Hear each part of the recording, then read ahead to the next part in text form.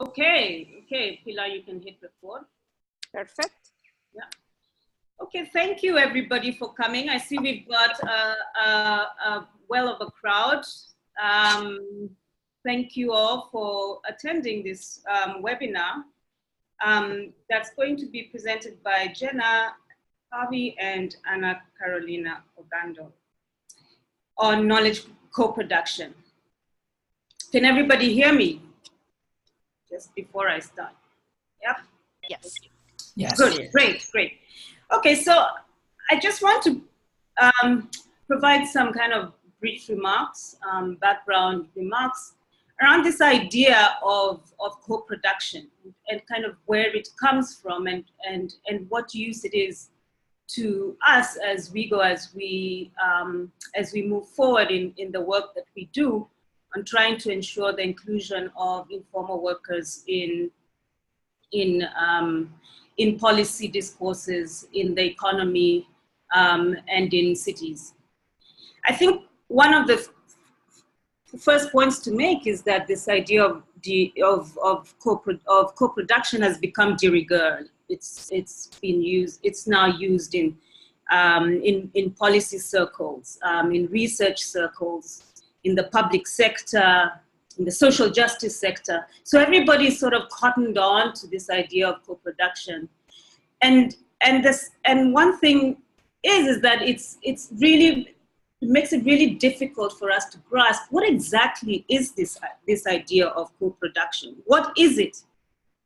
And part of the reason for that is that different processes, different fields of study require different processes and different objectives out of the knowledge, out of the knowledge, the co-production process. So the meaning is not always very clear. There are different visions of process, who should be involved and how they should be involved, and also what outcomes we're seeking out of these kinds of interventions. The health services, for example, has different ideas about who should be involved in the co-producing health service outcomes and interventions. In the public sector, we see the same thing. Environmental services, we see the same thing. So it's really this big idea that has been taken at different, has had different takes depending on which field of study or on what objectives people have had around it. The other question that literature raises is that how different is this from participation? How different is this from other forms of collaborating, which seem to have in their underpinning them that we are co-producing something. So how different is participation from this? How different is action research from this? And I think for me, what is clear is that co-production is an exploratory space. What it does for me is that it centers the production of knowledge. It puts the production of knowledge at its center. And what it does, it acknowledges that there are different knowledges, social relations, values, that can be brought to the table, especially from people who are often ignored, like the urban poor, people who are usually named victims or recipients of development. So this is a real acknowledgement that they bring in some form of knowledge and value that can help pull together some kind of way forward. So it's really acknowledging that there are these actors and that they have that they have something to offer to the partnerships. So for me, co-production has power. It is generative. It can provide new knowledge insights. It can lead to meaningful ways of addressing tractable sort of policy problems. And today, we would really want to welcome Anna Carolina and Jenna in trying to help us think through exactly how this kind of this methodology or this process can really bring new insights into the work that WIEGO is doing. Thank you very much, Anna and Jenna. I think I'll give you the floor now, and I think we have half an hour for us to for you to present, and then after that we'll take some questions. Over to you. Okay, thank you, Caroline. So good morning and afternoon to everyone. First, before we start, I think Jen and I really wanted to say how much we appreciate the presence of all the team members today on the webinar. This is something we've been meaning to share for some time with the team, and we know everyone has extremely busy schedules, so thank you for the presence. We also want to thank Caroline Skinner and Pilar for the opportunity and their commitment to these webinars, which have been such a truly wonderful internal learning space for us at WIEGO. And I really see it as a way to help us connect more with all of our colleagues' work. So thank you both for this initiative. And also thank you, Caroline Kihatu, for chairing this morning and for setting up the stage about, the multiple perspectives and framings on knowledge co-production. And so Jen and I hope to situate a bit how we're seeing this and how it aligns with WIEGO's work. Next, please. Okay. So we've divided our presentation this morning according to the different phases of the mapping exercise we undertook to really better understand WIEGO's multiple approaches to knowledge co-production. And we hope that in doing so, we can show the rich expertise that we hold at WIEGO, which includes diverse academic and professional backgrounds and skill sets, ranging from academic research training to experiences with organizing, adult education, popular education, trade union strategies, communications, and others. The breakdown of the presentation is also a way to show how we made adjustments to broaden our framing along the mapping process. And this is really attributed to the fact that we were receiving insights from team members that shifted our thinking along the way. So we see today as a unique opportunity to hear feedback and validation from the team about some of the principles and challenges we will be discussing as they relate to knowledge co-production. I'm going to quickly provide some context on the phases, and then Jenna will situate how we're defining some of these terms, used not only in the reflection in the webinar, but also in the 2 texts we produced. And then I'm going to be presenting on phase 1, and Jenna will be presenting on phase 2 and 3 before we open to discussion. So phase 1, we're calling it as the Exploring WIEGO's Multiple Approaches to Knowledge Co-Production and a focus on principles and challenges. And we began thinking about this mapping exercise about a year ago in June 2018, and really culminated in a reflection note in September 2018, which we shared with the team at the Lima retreat. And this was really inspired by the fact Jen and I felt it was important to start organizing and mapping some of the action and participatory action research practices, experiences, and tools at WIEGO. And this stems obviously from a personal interest, both from Jen and I, because we're both big fans of this kind of research approach, but also and especially in light of the Focal Cities expansion and UPP Focal City integration. So at this first moment, we were really just focusing on trying to understand the different ways people at WIEGO have relied on action research and participatory action research.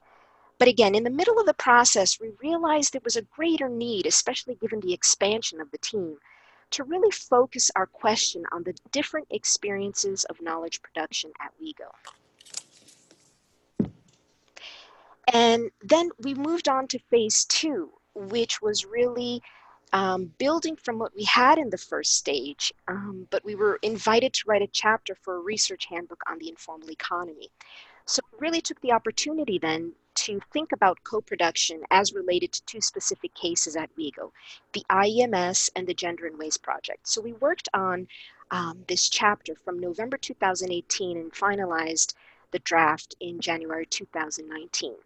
And at this stage, we really delved deeper into some of the academic literature and debates on knowledge co-production, which Caroline Kihatu touched upon on all the different and multiple perspectives related to this theme. And we were really trying to see how action research and participatory action research are linked to this broader discussion in order to situate the IEMS and the Gender and Waste Project. And then we're moving on to what we're calling an ongoing learning and sharing phase for 2019. So we really see this and today as a moment to begin reflecting as a team. And we really hope to validate some of the lessons and insights we're going to be sharing today. So Jenna, do you have any additional comments on the context behind the phases? No, that's perfect. We can go to the next slide. Okay. Okay, so today we're talking about knowledge co-production, and Caroline is exactly right. It's not defined in hard and fast terms in the literature. It can be a concept that's hard to pin down, but broadly we can understand it as a concept that refers to approaches to research that diverge from the traditional top-down model.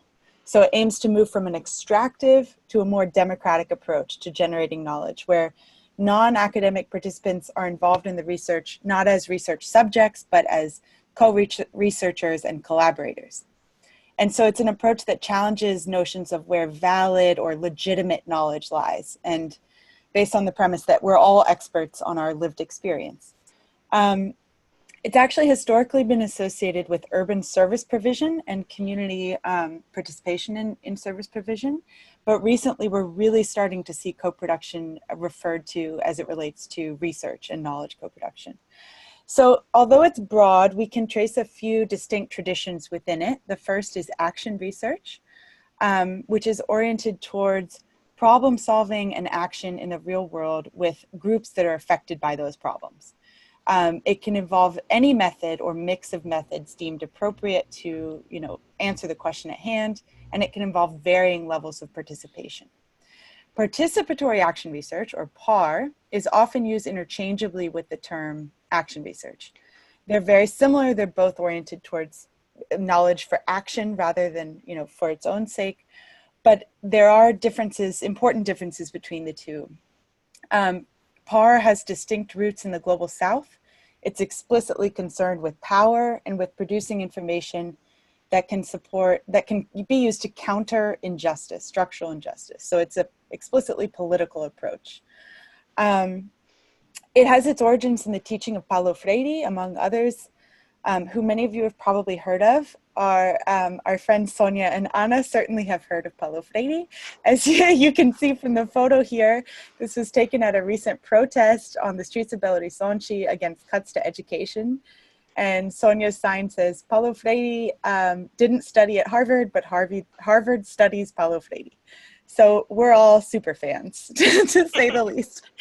Freire believed in critical consciousness raising, that is through collective inquiry, reflection, asking questions about the world with others, that you can raise your consciousness about the way structural injustice affects your life. And he saw this as a key way to fighting injustice and to bringing about social change. And that's really at the heart of PAR. And just quickly to say, these are often thought of as soft approaches to research, but we argue that they can not only be as rigorous as any other approach, but they actually can be used to produce better quality data than traditional approaches because they engage people in making sense of their own experience rather than the academic researcher being the one to do that. And they also involve trust, and with trust in research and in life, you get better results, more honest results. And we provide these definitions knowing they exist on a spectrum and that they are hard to pin down, but we think it's important to distinguish between them because they're so often misused. And as Caroline mentioned, increasingly they're buzzword terms. So people are saying they're doing co-production and action research when they're not, and we're seeing these terms being appropriated. Meanwhile, we believe at WIEGO, we're often using these approaches without naming them and claiming the space that we could be claiming. So one of our objectives with this effort is to start claiming more of the space and position WIEGO as a thought leader in this area. So next slide. Okay, thank you, Jenna. I'm going to go into phase one now, but before I do that, I want to just get into the framing that Jen and I had as we were preparing this presentation. And you'll notice that when we start speaking of both phase one and phase two to this mapping exercise, we're going to be talking about context and motivations on two levels. So we're looking basically on why this topic is important internally for us as an organization. So what does this mean for us to share and strengthen our approaches as an organization? but also externally. So what are we seeing in the external context, and why is it motivating us to speak about this now? So it's a bit of what Jenna just mentioned. It's really just trying to position ourselves to broader academic, practitioner, student audiences out there. So for phase one, I'm going to explore with you now some of the context and motivations behind the mapping experience. And one of our guiding questions was, are there differentiating factors and or points of convergence among distinct approaches to knowledge production at WIEGO that ultimately stem from similar principles? And the context for this was that at the moment we were seeing an increase in local work across strategic cities and focal cities. And with that, an increased attention and need to prevent research fatigue. We were also seeing an increased demand and attention for studies, baselines, and assessments. And again, with that comes the need for proper balancing of academic rigor and more effective monitoring of strategies and outcomes. And in general, especially as two newer members to WIEGO, we were really just hoping to share expertise among practitioners and researchers at WIEGO. So this is just a broader framing of the internal context that we were experiencing at WIEGO about a year ago that led us to start off this mapping exercise. And we've come down to at least 3 motivations that guided us as well. So the first one is pretty obvious. It was really just about consolidating WIEGO-wide learnings and insights. The second one was really about making tools more available, especially in light of the focal cities expansion and the UPP focal city integration, where we were really hoping to provide some documentation, research, assistance to the local city teams. And this is clearly aligned as well with the potential of what the intranet can do for us as an organization, so that we're not reinventing the wheel all the time. And lastly, the third motivation that I want to speak to, and it's also an aspiration and a long-term goal for us as an organization, is really about strengthening consistency in approaches to research and knowledge production within our own teams, cross-programmatically, and at multiple city levels. And I just want to also say that these motivations were grounded on the idea of valuing the unique knowledge and contributions that our team members bring to WIEGO. And especially since we know there are distinct and overlapping researcher and activist hats that we're wearing. And both Jen and I fully recognized in this process that wearing both these hats requires finding the right balance when planning for knowledge production and practice at the city level. So when we started working on this mapping exercise, we were also attentive to the increased attention of co-production in the literature. And it's not only in academic debates, but it's also coming from donors and other spaces. And we really thought this was a moment to emphasize how the term can be applicable to the perspective of workers' organizations and or grassroots movements. And we had 2 guiding motivations. The first one was that we were grounded on the fact we had the opportunity to position ourselves as a thought leader in this area. And the second motivation is directly linked to one of UPP's objectives, which is that of shifting narratives around knowledge that is either elite or northern based. So next slide, please. I think now I want to talk a little bit about the learnings from the reflective interviews we conducted with the team members. And we conducted 7 interviews by the time of the Lima retreat. And we're opening it up now to anybody else that's interested in speaking to us or just providing some feedback. So please do reach out. And we interviewed team members with historical and recent action research or PAR experiences, especially focusing now on the IMS and the Gender and Waste Project. We reached out to social protection given their vast and historic experience on grounding any research initiative on action research principles. And we were also hearing about the challenges arising from the focal city baseline assessments. And so we thought this was an opportune moment to really just understand what those challenges were and fix them along the way. And so at this moment, we broadened our focus with this effort, and we weren't limiting it just to action research and PAR, but a broad range of approaches to knowledge production. And there are 2 points that I want to emphasize here. Both Jen and I understood that by broadening this framework or approach, we were considering at WIEGO more traditional empirical research. We were highlighting action research and PAR. We were also looking at data collection for monitoring and evaluation. And we were also trying to value the knowledge generation through and for organizing practices. And we also want to underscore that we saw each of these as distinct approaches with unique traditions and their own associated methods. And because of that, they may need to be held to different standards in terms of participation and academic rigor. So we really just set out to find convergences with regard to a set of common principles associated with our knowledge production at WIEGO. And I think one of our most interesting findings is that the common principles mentioned by the team members are simultaneously challenges or areas for improvement. Next slide, please.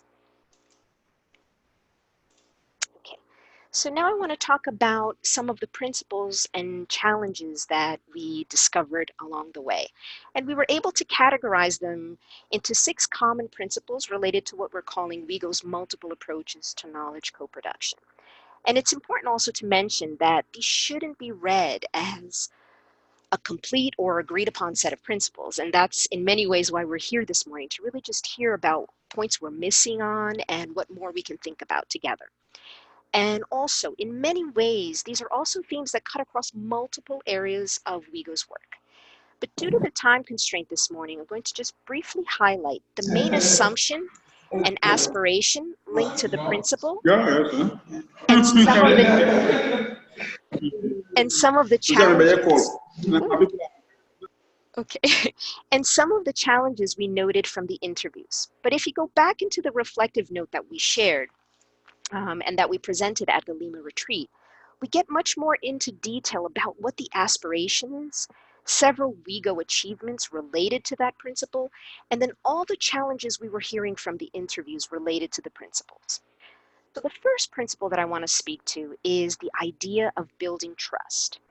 And we heard this commonly across all interviews, that research at WIEGO with informal workers should seek to maintain and build trust. But we know that a clear challenge relates to the fact that this is a long-term process.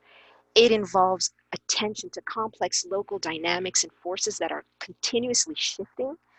It entails working with same researchers over time so that we can be aligned together with them about these principles. And it means staying attentive to workers' own processes and agendas. The second principle that I want to speak to is the idea of linking research and action. And this again resonated in many of the interviews.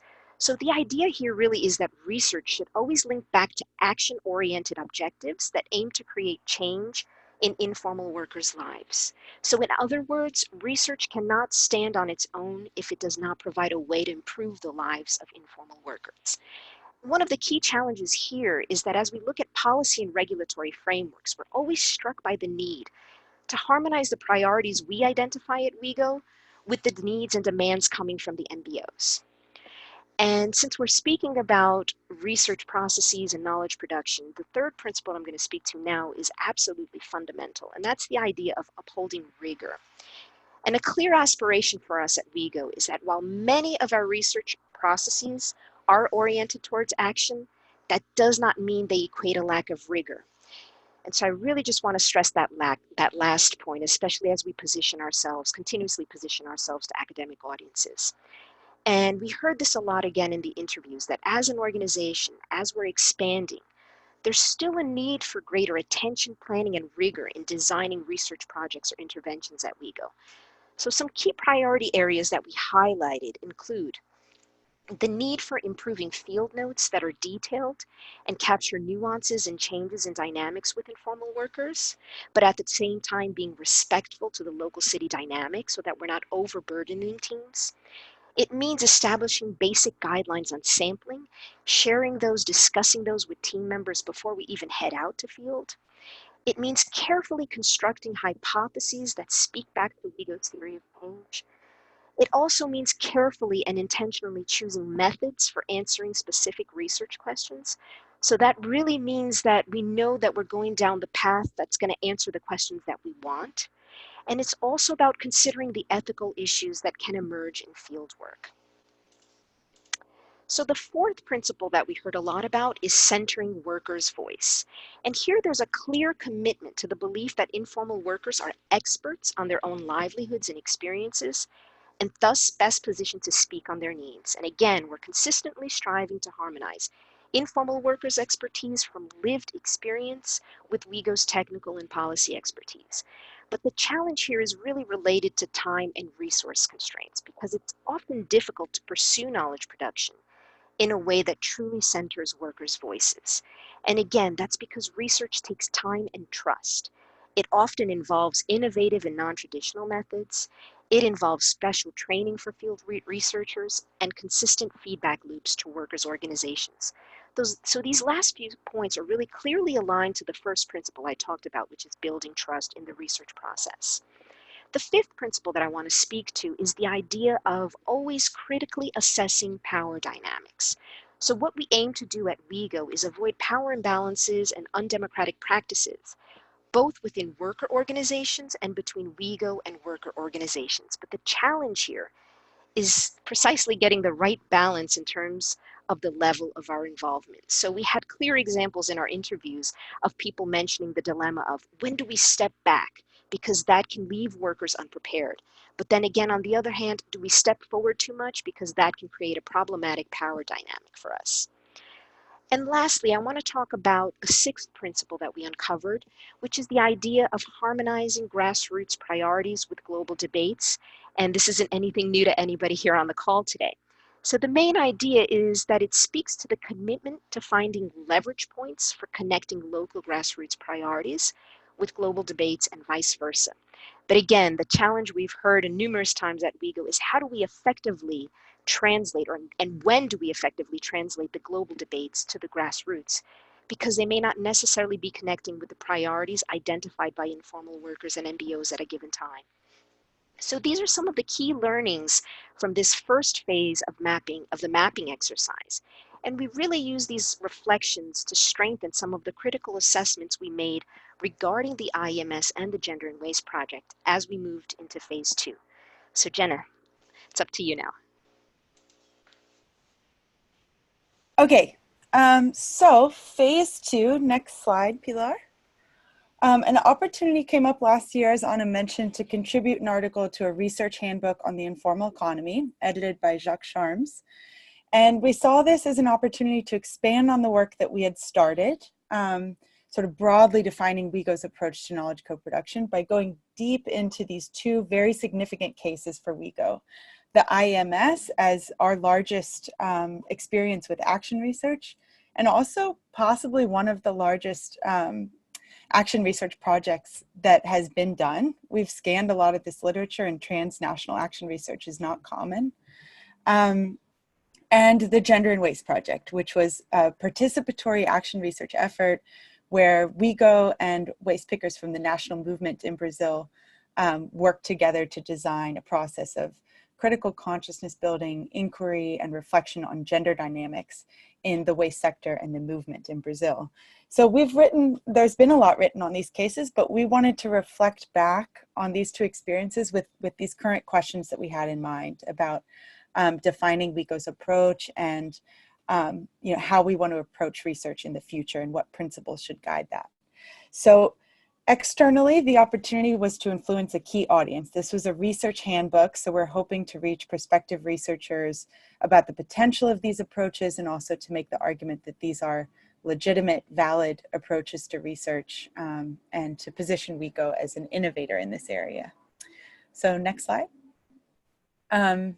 This wasn't a comparative analysis, so we don't stack these cases against each other to say which one came closest to the co-production ideal.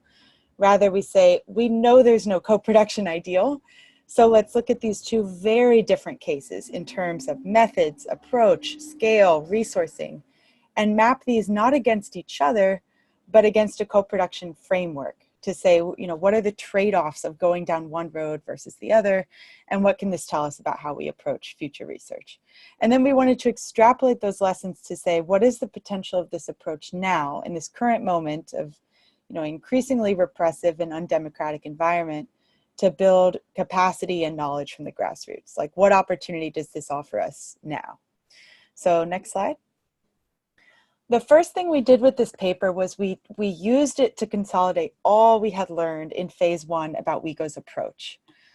So we characterized it like this in this diagram that you see, that our approach starts with a fundamental recognition of the validity of different types of knowledge, especially knowledge from lived experience. And then we work to map the grounded day-to-day reality of informal workers across sectors. This is the research piece. And then we have this piece of maintenance of feedback loops for worker input and validation. This came out really strongly in all of our interviews, that this is something we consistently do. We take data back to MBOs and say, does this make sense? Does this match what you experience? Can you help us make sense of this? So we involve MBOs in the analysis. While we perform that on the ground function, we also look up. This is a key function of WIEGO, scanning the political terrain to identify opportunities for workers to use the evidence we generate through research to exercise influence. And then finally, we support workers in those spaces that we identify in speaking to that evidence, using that evidence to make their claims. All of this is underpinned by a process of trust building and a commitment to rigor. So this isn't to say that every research process that we go follows this trajectory. Obviously, this is a bit of an oversimplification, but it's just what we sort of see as our ideal model that we're always sort of striving towards. Next slide. So the second thing we tried to do with this paper was to take a very honest, pragmatic look at these two very different efforts and ask, what were the trade-offs? What do you gain and what do you lose in the hard decisions that you have to make about levels of participation, degree of flexibility, local versus global objectives? So we see that a lot of the literature on PAR and action research can be a bit romantic, especially in its treatment of participation, but these efforts involve really difficult questions and a balancing act and trade-off. So we wanted to look at that. And so for example, gender and waste is an extraordinary example of really deep participation and horizontal collaboration between waste picker leaders, non-academics outside of the academy, and a group of feminist academics inside the academy who took decisions together at every single stage of the process. Relatedly, it was highly flexible, it was very responsive, so themes emerging through the research could be picked up and explored further. Ideas coming out through the research, like the idea for a series of trainings, were actually acted upon. And then finally, it was oriented towards building change within the movement and local movement building. But these same qualities, the horizontality, the flexibility, required a flexible funding environment and a flexible timeline. That same funding environment and timeline, that is, not project funding, limited the scope of taking some of the findings and ideas to a larger scale at the conclusion of the effort. Then with the IMS, we see that it was innovative in that it involved participation at multiple scales. So it, as a transnational effort, could not have the same kind of deep participation as gender and waste. But people, partners were involved in different moments. For example, the Inclusive Cities Project partners articulated the motivations for the effort. They were involved in its conceptualization. Subsequently, in the field, participatory methods were used. MBO representatives were brought into local research teams, and local research teams were involved in the analysis of the results. So they found ways to build in participation at different scales. It was, in contrast to gender and waste, it was a structured comparison. So again, because it was a transnational effort. So that did limit in some ways the ability of local teams to respond to ideas and themes emerging from the research, or to adapt it to super specific local needs. And that's not to say there wasn't a process of adaptation. We heard from the interviews, there was this constant balancing act of troubleshooting, adapting to the extent possible to local particularities, but a structured comparison does inevitably constrain that to some extent. But that same comparison then enabled participants to say something about the situation of informal workers across contexts, which of course was critical for global movement building. So what we found with these trade-offs in both efforts was that they were mitigated by the embeddedness of the research effort.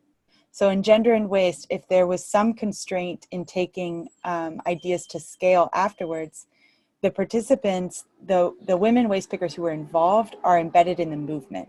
And they're constantly continuing to give life to the findings of gender and waste and to raise awareness about gender dynamics within the movement. So the effort lives on through them.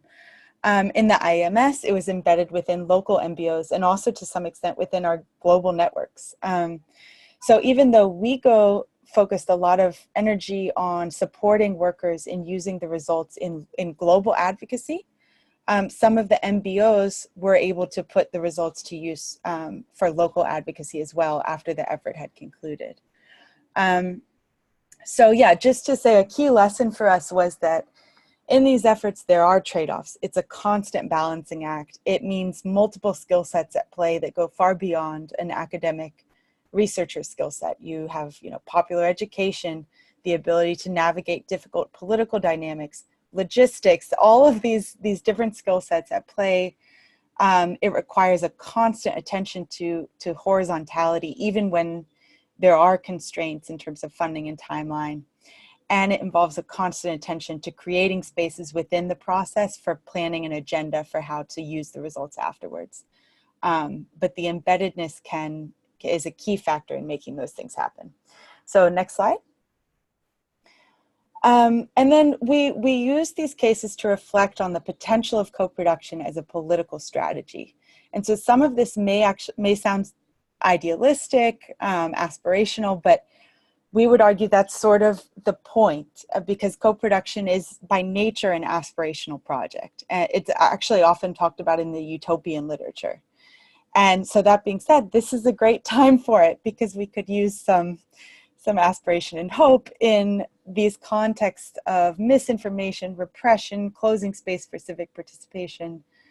A couple of years after the Gender and Waste Project has concluded, look at how the context in Brazil has shifted, and spaces for the waste picker movement have closed. And so in this context, we feel that co-production has something very, very specific and valuable to contribute. And, MBOs are under threat, both in terms of their individual livelihoods and as a collective. And in this moment, it's easy to lose sight of the role of finding time for asking questions, for reflection, for imagination, for imagining alternatives.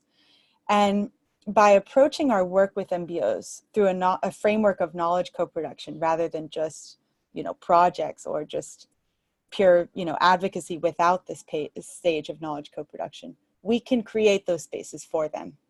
And we can facilitate that sort of imaginative process, which is so important for change, but easy to lose sight of when there's real threats and people are, in the trenches.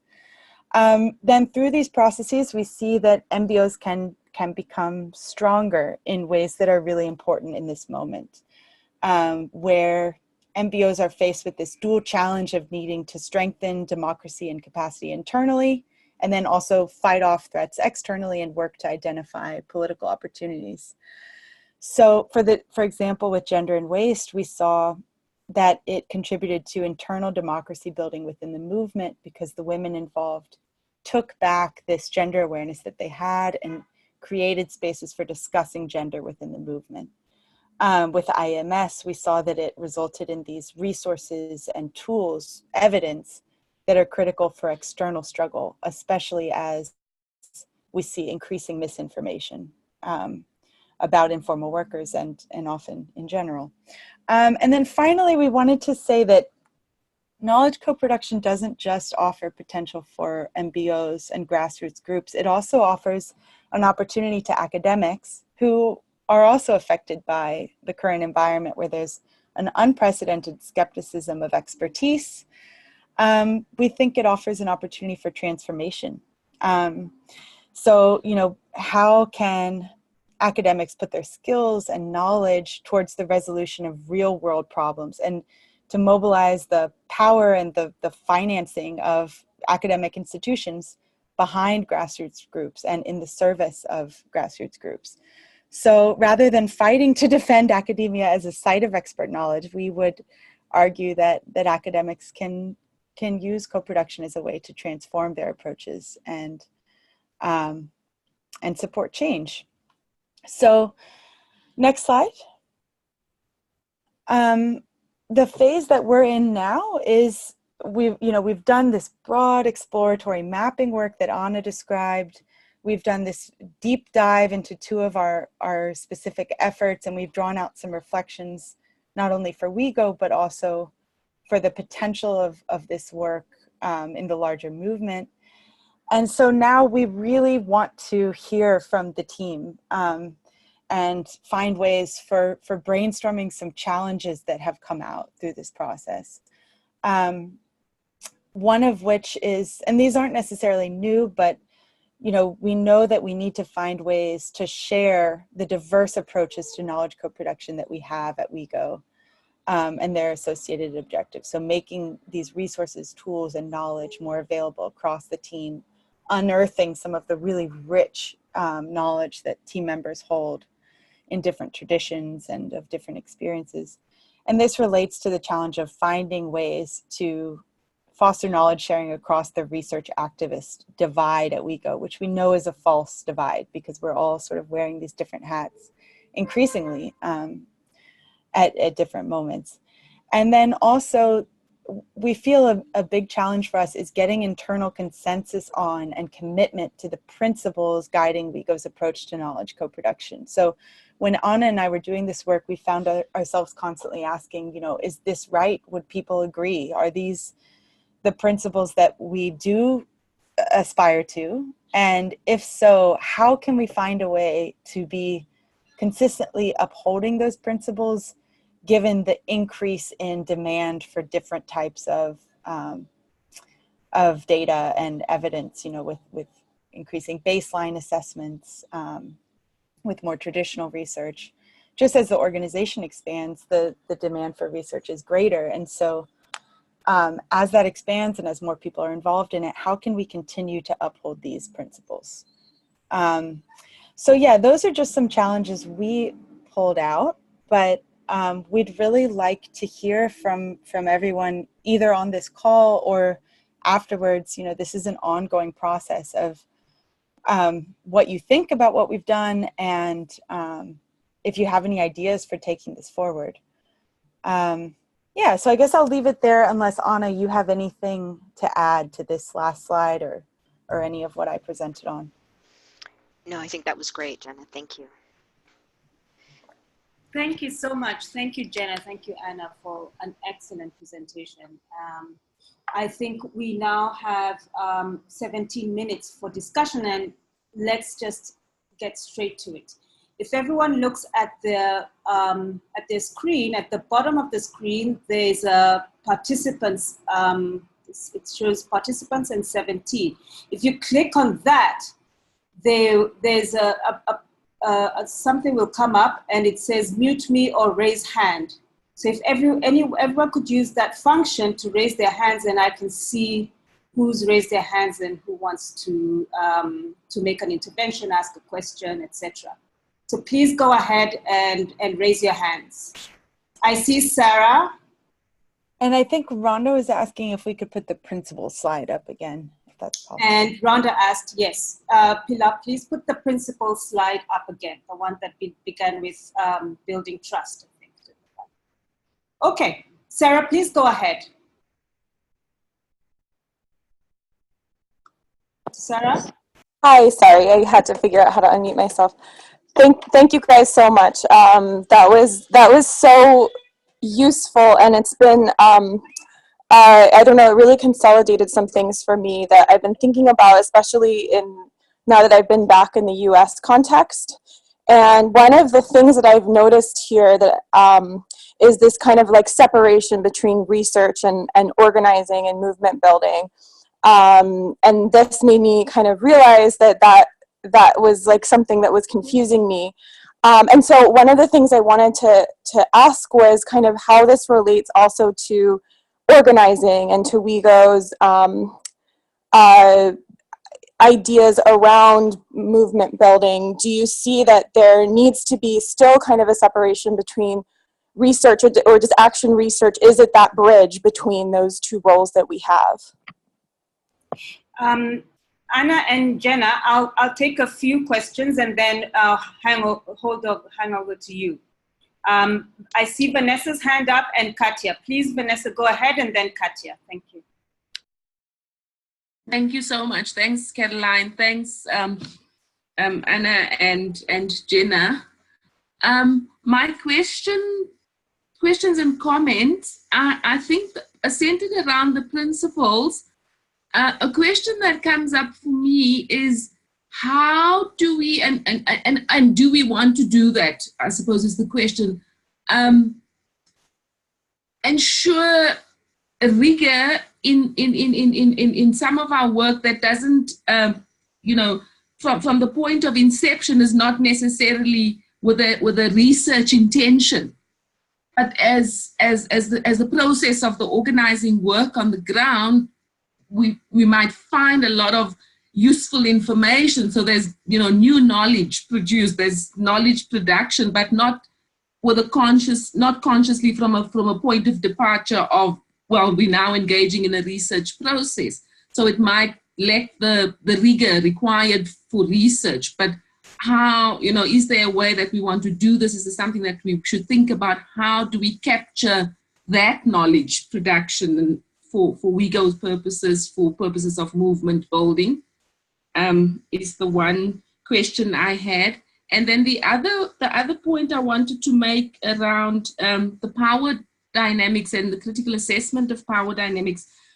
You know, I think for me, something that we need to be consistently conscious of is the inherent class difference in either people that we commission to work with us and or us ourselves and the WIEGO constituency, and you know, how to work through that and manage that in a way that is really empowering for workers in the informal economy.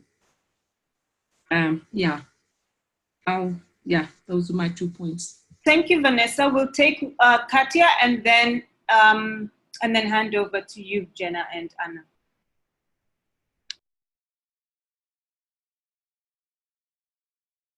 Katya, you want to unmute yourself? I'm sorry, I thought you had done it. Good morning. Thank you so much, Jenna and Ana Carolina. This was an amazing presentation. It was extremely useful for me. My question is in relationship to the WIEGO's approach that you shared.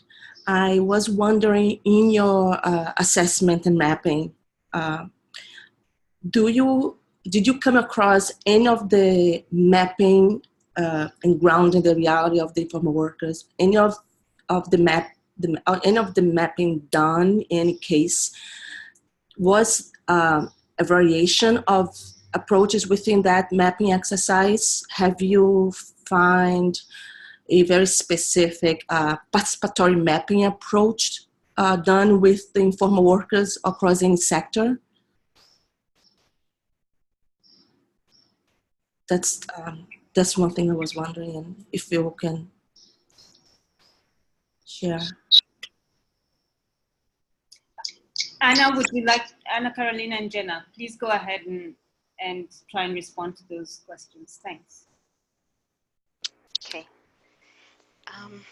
Jenna, would you like me to start, or would you prefer to start? Either way. Okay, so maybe I'll start off, and then you can complement anything that I might be missing, and we'll just discuss with the team. So thank you very much to these questions, Sarah, Vanessa, and Katya. I'm going to try to address a few of them. So I'm going to start off with Vanessa's question, because I think that what we were trying to do with the principles and even the approach is not to close it off saying that we need to tick off the boxes for each of these. And that relates to the fact that we're doing multiple activities, and they're not always needing to be to uphold the rigor given the path we're going down. So I think what you raise is absolutely fundamental. So what we try to do here really was think about the organizing practices that we do have, some of the more participatory action, research experiences, the more mainstream research processes that we have gone through at WIEGO, and just really try to see during these distinct moments that really have their own methods, what are some commonalities amongst them? So yes, upholding rigor really is a way that we can break it down to the sense that if we're using it for organizing practices, it's obviously not going to be the same as a traditional mainstream research process. But I think the idea that perhaps, I should have touched on is that there's been a call for more documentation or insights or just learnings about what's happening in these key moments in organizing and movement building. So I think that's a little bit aligned with that idea. The second point, Vanessa, you touched upon is with regard to power dynamics. And again, we could have spent perhaps the entire webinar just talking about these points in the diagram. And this is something that's really important, and I perhaps didn't add it here because of the time really, but we were really looking also about how these dynamics speak to our own positionalities. So for me, having participated in the Gender and Waste Project, and we speak to this in the text, the chapter for the handbook, is the idea of reflexivity. So we're constantly having to go back as researchers and activists to our own understandings of what's happening on the ground, and to really push back from perhaps thinking that we have the right route or the right answers about a given topic. So for me, there was this constant shift in the Gender and Waste Project in just holding off on where I could come in and where I couldn't with some of my ideas, so that new meanings could be created in that process, and really giving voice to others. So I think the idea of critically assessing power dynamics doesn't only just speak to just class identities, but obviously gender, caste, etc. And I think this is a great moment, even for us as researchers and activists, to really grow when we're embedded in these processes. I think, Sarah, that's a great question that you ask us about this division between research and activism. And I think part of what we try to do is show that there again are different routes that we're going to be going down, and there are ways that we can start aligning these two different perspectives. And Katja, I think we tried, that's what started us, what motivated us in the beginning to really just look at the different mapping approaches. And it was a little bit difficult due to, different, documentation efforts and document reviews of distinct approaches. So since we're both a bit newer to WIEGO, we really looked at, I participated in the IMS and the Gender and Waste Project, and we really looked at some of those experiences and evaluated what the potential of those participatory methods were. So I'm not sure if that's completely answering your question, but that's a bit what I could share now. Yeah, that's exactly it, Anna. I don't have much to add to that. Just on Sarah's question, I would say you nailed it. Like, what the argument that we're trying to make really is that action research and participatory action research is that bridge, like you said. So I think, we would argue that there shouldn't be this separation, because research has so much to contribute to organizing and movement building. And yeah, on Vanessa's point about the class differences, a lot of the literature on these approaches talks about the importance of reflection of, the participants, but it's also really important for the, practitioners or academics or whoever is sort of, implementing, to also do reflection on, as Anna said, their positionality, the identity that they bring to the process, class, all the different aspects of identity and how that impacts on the process itself. So yeah, I mean, sometimes it's just being really honest about that, I think, as we go, how those differences in our identity can impact on these processes, and reflecting on it and being explicit about it. And then Katja, to your question, we did, one of our objectives with this was to make specific methods available to the team. And we did do a lot of review of the participatory focus group method that was used in the IEMS. That was really interesting to learn more about. So there are a set of specific participatory methods that have been used at WIEGO that we'd like to find a way to make more available to the wider team. Yeah. I think I would just add that in addition to making the tools more available or accessible, there's also the idea of having us speak to, you know, what worked, what were the challenges in the process. And I think that's what really helps us think about future research projects or interventions. So in addition to just sharing, it's really going back to the people that were involved and just saying, you know, what worked, what didn't. And of course, everything is context based, so things shift constantly in the field. But it's also that idea of sharing the insights. And I think that speaks a bit to Vanessa's point as well. We really didn't want to go down the research or activist divide at all. It was just, how do we bridge these two, and what lessons can we learn from both, and where do, in certain moments we might go down one path and another, but they're really allies along a given path at WIEGO.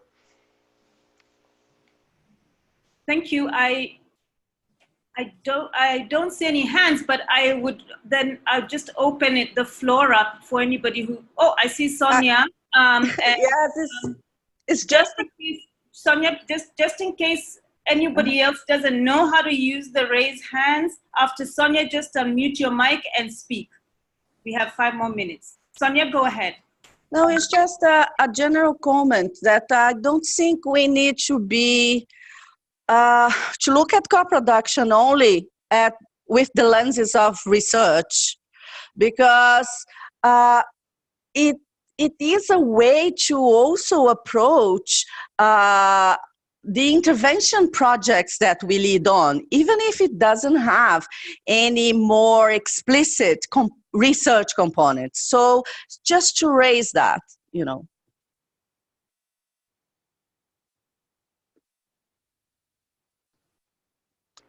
Yes, just wanted to speak to Sonia's point. I think we perhaps the presentation might have gone down that route, but we really see it as a potential for you know, not just the research-oriented moments at WIEGO, especially because, to go back to what Caroline Quijano mentioned, this is a way to also bring in marginalized voices and really value the contributions they can make to the process. So just to reiterate that we're on the same page, Sonia. Yeah, I mean, co-production cuts across almost every area of WIEGO's work. Research, organizing, advocacy. And, you know, when we were doing the interviews with the team members, we see that these processes don't always have to result in, you know, a knowledge product. For example, the knowledge generated through organizing can be very useful just in that organizing process that then leads to something else. So we're not talking about, by any means, you know, linear processes of co-production that lead to some kind of a knowledge product. Yeah. Thank you very much. We have 2 minutes. I see Caroline Skinner. Please, a quick question, and then I think we close off. Caroline, go ahead. So just very quickly, this has just been fantastic, and I think you guys have really taken us a huge step forward, both in terms of internal reflection, but also claiming the space. And I think that, you know, WIEGO really does need to claim its space in the kind of academic arena too on this front. And I just, do you have any quick reflections as to how we could do that beyond our publishing in the book with Jacques Charmes? Are there any kind of challenges to all of us, and to think about what next steps, particularly in that arena? I think one of the things, as we mentioned in the beginning, that we wanted to achieve with this is to sort of foster a common understanding at WIEGO about what we mean by co-production. And so many of us are involved in processes that could be characterized as action research or PAR or, you know, co-production more generally. And so having the consistent understanding amongst our team would allow us to talk about our work, you know, in different spaces in those terms. And it's one of these tricky things where sort of the definitions, we resist them because we don't want to be put in boxes, but it is really important to be claiming the space, especially as we see more and more the appropriation of these terms.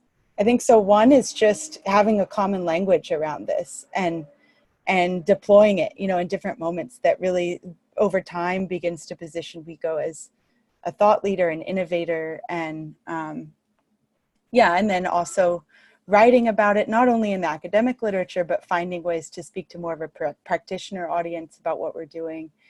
And, you know, potentially finding ways to have a critical perspective, you know, sometimes of what we see as the appropriation of some of these terms and approaches. I don't know, what would you say, Anna?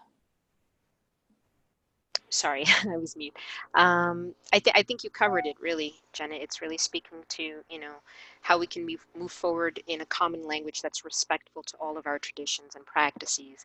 And again, it's not just closing off or valuing one practice versus another at WIEGO. I think there are multiple approaches to knowledge, and I think that's what we really wanted to focus on. So I think, you know, you've touched upon some of the ways we can move forward, Jenna. Folks, it's 10 o'clock, and I really, really want to thank Jenna and Anna Carolina.